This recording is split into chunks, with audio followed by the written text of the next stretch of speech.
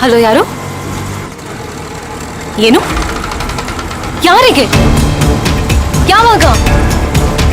ಹೌದಾ, ನಾನು ಈಗಲೇ ಬರ್ತಾ ಇದ್ದೀನಿ. ಹಾ, ಈಗಲೇ ಬಂದೆ.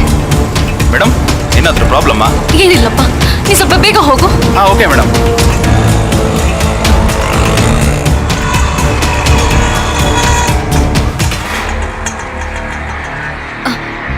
ತಗೊಳಪ್ಪ.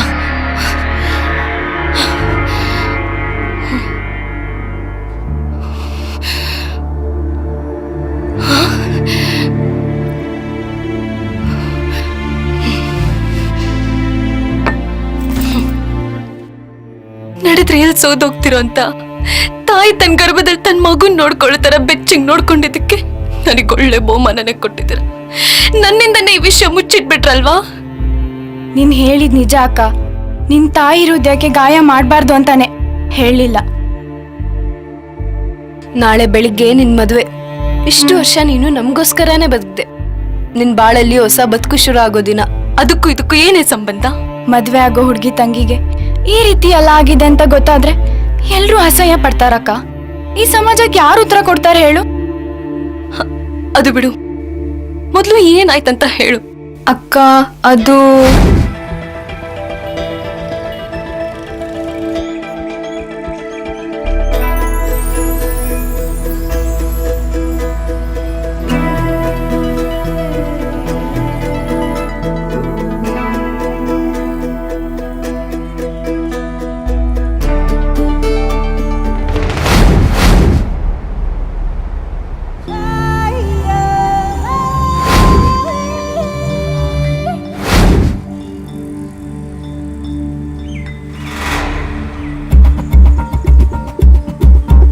ಓಯ್, ನಮ್ಮ ಹುಡುಗನ್ ಲವ್ ಮಾಡಕ್ಕೇನೆ ಕಷ್ಟ ನಿನ್ಗೆ?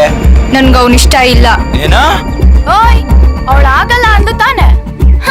ಈ ಪುಕ್ಲಂಗ್ ಸಪೋರ್ಟ್ ಮಾಡ್ಕೊಂಡ್ ಬಂದಿರೋ ಪುಂಗಿ ದಾಸನ ನೀನು? ಏಯ್, ದಾರಿ ಬಿಡೋ. ನೀನ್ ಬಾರೆ, ಇವ್ರಿಗೆಲ್ಲ ಹೆದರ್ಕೊಂಡ್ ಕುತ್ಕೊಂಡ್ರೆ ಅಷ್ಟೇ.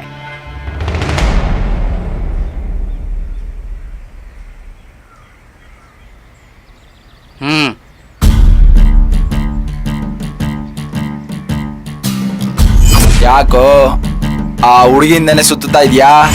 ನನ್ನ ಇಷ್ಟ, ಸುತ್ತೀನಿ. ನಿಮ್ಗೇನ್ ಕಷ್ಟ? ನಮ್ ರಿಕ್ಕಿ ಅವಳನ್ನ ಲವ್ ಮಾಡ್ತಾ ಇದ್ದಾನೆ. ಅವಳು ಲವ್ ಮಾಡ್ತಿದ್ದಾಳ? ಇವತ್ತಲ್ಲ ನಾಳೆ ಮಾಡ್ತಾಳೆ ಅಲ್ವಾ ಜಗ್ಗಿ? ನೋ ವೇ, ಚಾನ್ಸೇ ಇಲ್ಲ.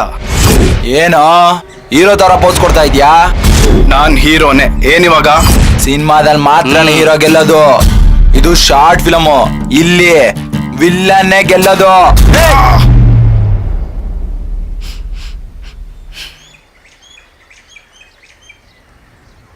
ಏನಾಯ್ತೆ?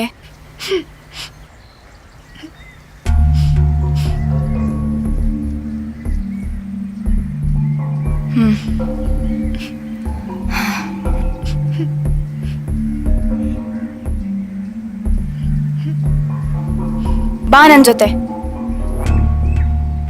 ಏಯ್,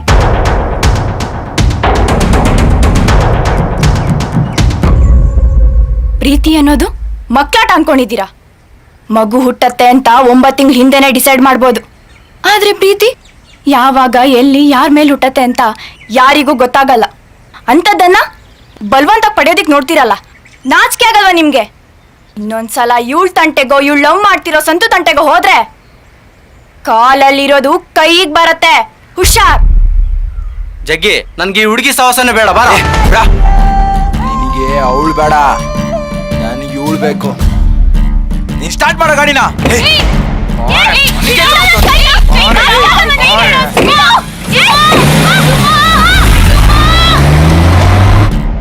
ಸುಮಾ ಹೇಗೋ ಧೈರ್ಯ ಮಾಡಿ ಅವ್ರನ್ನ ತಳ್ಳಿ ತಪ್ಪಿಸ್ಕೊಂಡ್ ಬಂದಿದ್ದಾಳೆ.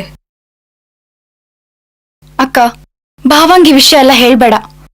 ಅವ್ರಿಗೆ ಮುಜುಗರ ಆಗತ್ತೆ. ಅವ್ರಿಗೆ ಯಾಕೆ ಮುಜುಗರ ಆಗ್ಬೇಕು? ಎಲ್ರಿಗೂ ನಿನ್ನಷ್ಟೇ ಮೆಚುರಿಟಿ ಇರತ್ತೆ ಅಂತ ಅನ್ಕೋಬೇಡ ಅಕ್ಕ. ಮೆಚ್ಯೂರಿಟಿ ಇಲ್ದೇ ಇರೋರ್ ಜೊತೆ ಮದ್ವೆ ಆಗ್ಬೇಕು. ಯಶು, ಇಮಿಡಿಯೇಟ್ ಆಗಿ ಮನೆಗ್ ಬಾ. ಇನ್ 10 ನಿಮಿಷ ಶಾಪಿಂಗ್ ಮುಗ್ದೋಗುತ್ತೆ. 10 ಸೆಕೆಂಡು ಕಾಯಕ್ಕಾಗಲ್ಲ ಮನು, ಬೇಗ ಬಾ.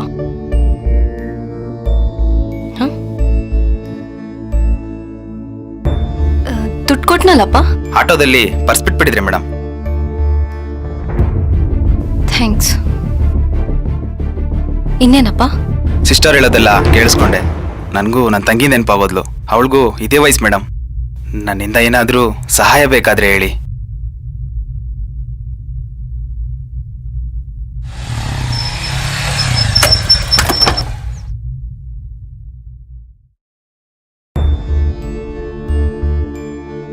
ಯಶು, ಏನಾಯ್ತು?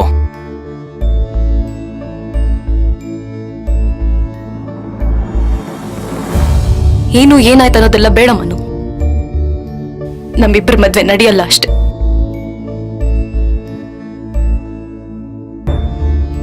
ನಾಳೆ ಬೆಳಗ್ಗೆ ಮದ್ವೆ ಇಟ್ಕೊಂಡು ಆಟ ಆಡ್ತಾ ಇದೀಯಾ? ವಿಧಿ ನಮ್ ಜೊತೆ ಆಟ ಆಡ್ತಾ ಇದೆ. ಯಾಕೇನೇನೋ ವಿಚಿತ್ರವಾಗಿ ಮಾತಾಡ್ತಾ ಇದ್ಯಾ? ಏನಾಯ್ತು ಅಂತ ಸರಿಯಾಗಿ ಹೇಳ್ಬಾರ್ದಾ? ಭಾವ, ನಾನ್ ಹೇಳ್ತೀನಿ.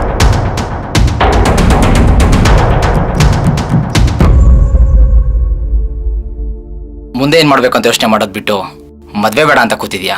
ಅದರಿಂದ ನಿನ್ಗೇನು ಮುಜುಗರ ಅನ್ಸಲ್ವಾ? ಯಶು, ಈ ಸಮಾಜಕ್ಕೆ ಯಾವಾಗ್ಲೂ ಎರಡು ಮುಖ ಇರುತ್ತೆ.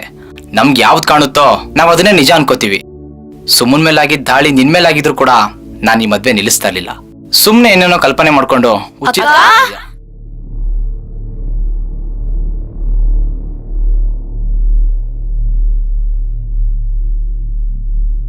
ಏನಾಯ್ತಕ್ಕ?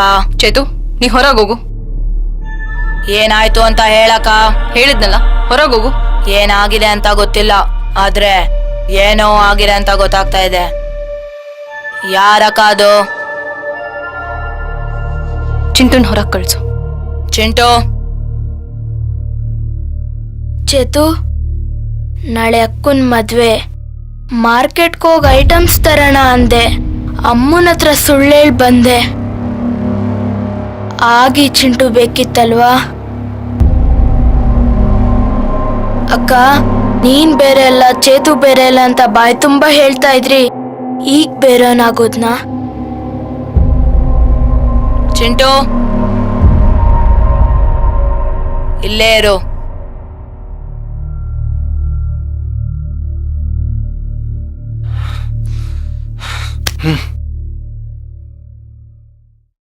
ಬಾ. ಅಣ್ಣ, ಯಾಕಣ್ಣ?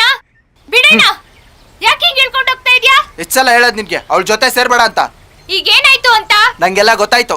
ಆಗಿರೋದ್ ಸಾಲಲ್ವಾ? ಪಾರ್ಥನ್ ತಂಗಿ ಪುಷ್ಪ ಇಂಥೋಳ್ ಫ್ರೆಂಡ್ ಅಂತೇಳಿ ಊರೆಲ್ಲ ನಗಲ್ವಾ? ಅಣ್ಣ, ಇನ್ನೊಂದ್ ಮಾತಾಡ್ರೆ ಚೆನ್ನಾಗಿರಲ್ಲ. ಅವ್ನ್ ಯಾರೋ ಕಾರ್ಪೊರೇಟ್ರ್ ಮಗ ಅಂತೆ. ನನ್ನ ಪ್ರೀತ್ಸು ಅಂತ ಪೀಡಿಸ್ತಿದ್ದ. ಅವ್ನ್ ಕಾಟ ತಪ್ಸೋಕೆ ಅಂತ ಸುಮ್ಮ ನನ್ ಸಪೋರ್ಟಿಗೆ ಬಂದ್ಲು.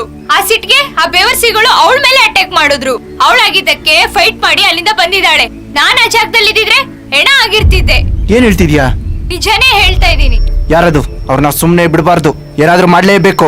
ಮಾಡೋದೇನಿಲ್ಲ, ಅವ್ರ ಗೋಡೆ ಓಪನ್ ಮಾಡೋದೆ. ಚೇತು, ಏನ್ ಮಾತಾಡ್ತಾ ಇದೀಯ? ನೀನೋಗೊಂದ್ ಬುರುಡೆ ಹೊಡೆದ್ರೆ ಪೊಲೀಸ್ನವ್ರು ಸುಮ್ನೆ ಬಿಡ್ತಾರೆ ಅನ್ಕೊಂಡಿದ್ಯಾ?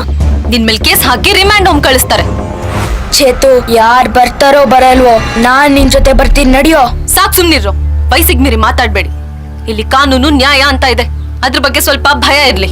IPC ಸೆಕ್ಷನ್ 375 ಹೆಣ್ಣಿನ ಇಚ್ಛೆಗೆ ವಿರುದ್ಧವಾಗಿ ಅವಳೊಪ್ಗೆ ಇಲ್ದೆ ಆಕೆನ ಹೆದರಿಸೋ ಬೆದರಿಸೋ ಅಥವಾ ಅವಳ ಗಮನಕ್ಕೆ ಬರ್ದೆ ಅವಳ ದೇಹ ಮುಟ್ಟಿದ್ರೆ ಲೈಂಗಿಕ ದೌರ್ಜನ್ಯ ನಡೆಸಿದ್ರೆ ಅದನ್ನ ಅತ್ಯಾಚಾರ ಅನ್ನತ್ತೆ ಈ ಕಾನೂನು.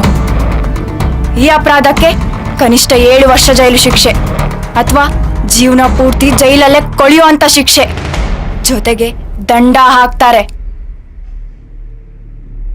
ಈ ಭಯ ಅವ್ರಿಗೆ ಯಾಕಕ್ಕ ಇರ್ಲಿಲ್ಲ?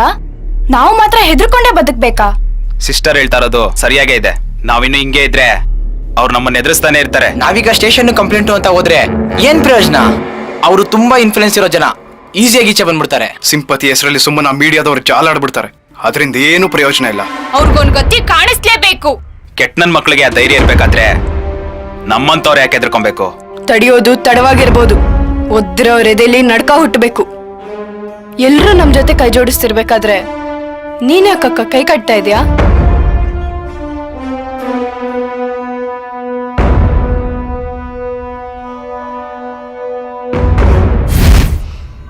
ಎಲ್ ಸಿಕ್ತಾರವ್ರು?